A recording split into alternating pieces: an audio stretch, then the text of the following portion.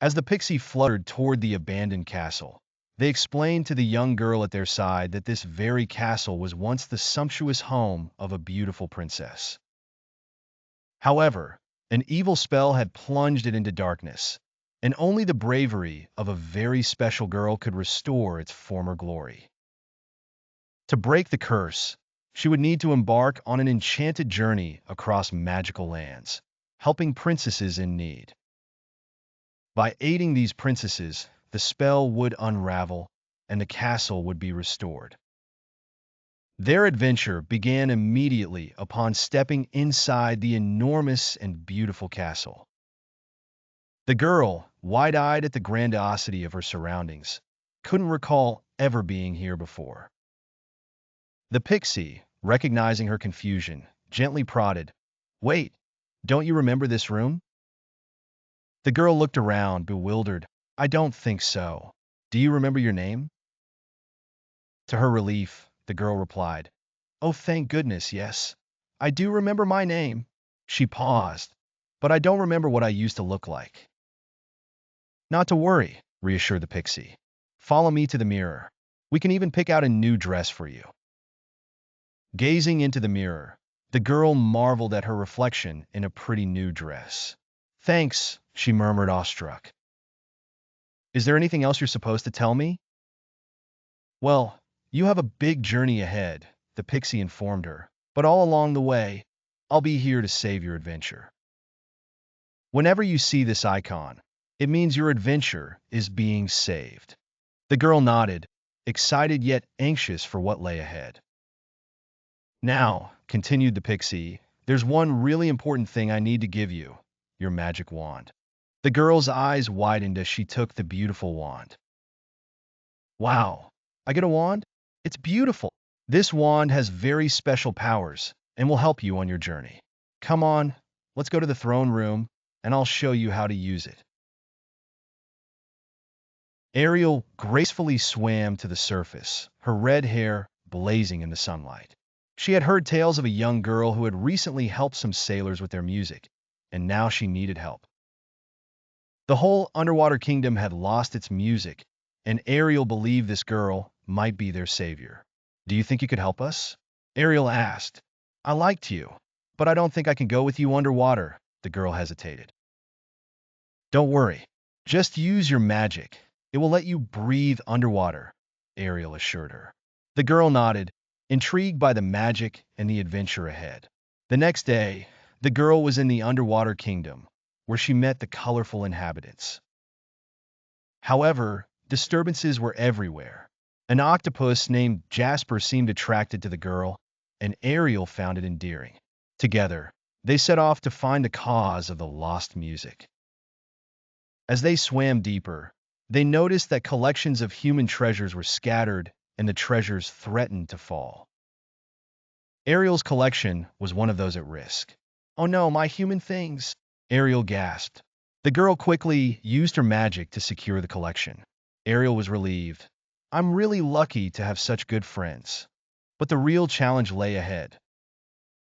They split up to solve various problems, and Ariel went off to rescue some student crabs separated during a field trip with Sebastian, the crab conductor. The girl followed a trail that led her to a village of mer people who had their voices stolen and thrown into a bottomless pit. "We have to hurry and catch those voices," the girl exclaimed. Using her magic, she caught the falling orbs that contained the voices and returned them to the mer people. Meanwhile, Ariel discovered that the conch shell of her kingdom had also gone missing, only to find it tossed near a cliff. She suspected that the stolen sounds could be rekindled through a concert conducted by Sebastian.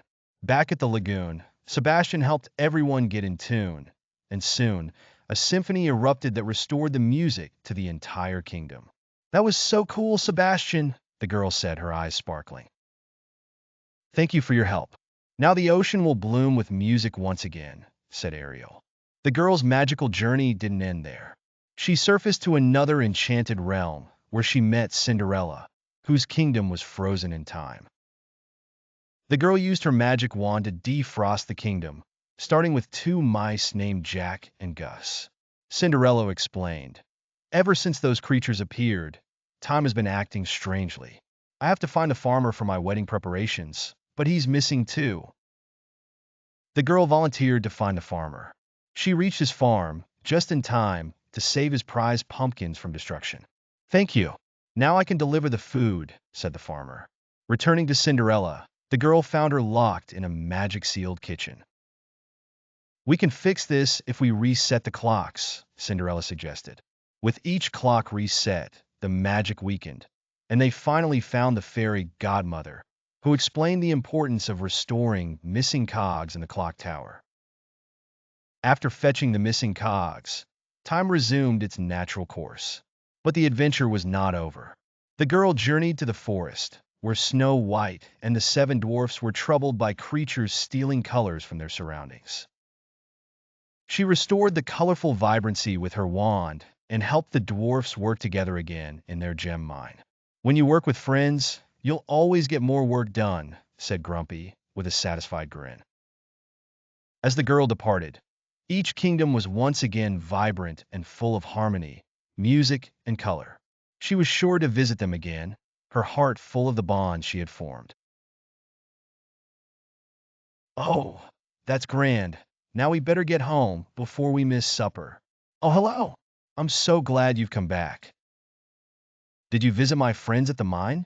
I did, and they're all working together again. Oh, thank goodness, but now I fear something else is wrong here. I saw it. The forest is missing lots of colors. Yes, my animal friends told me those strange creatures took the colors and went to the forest grove.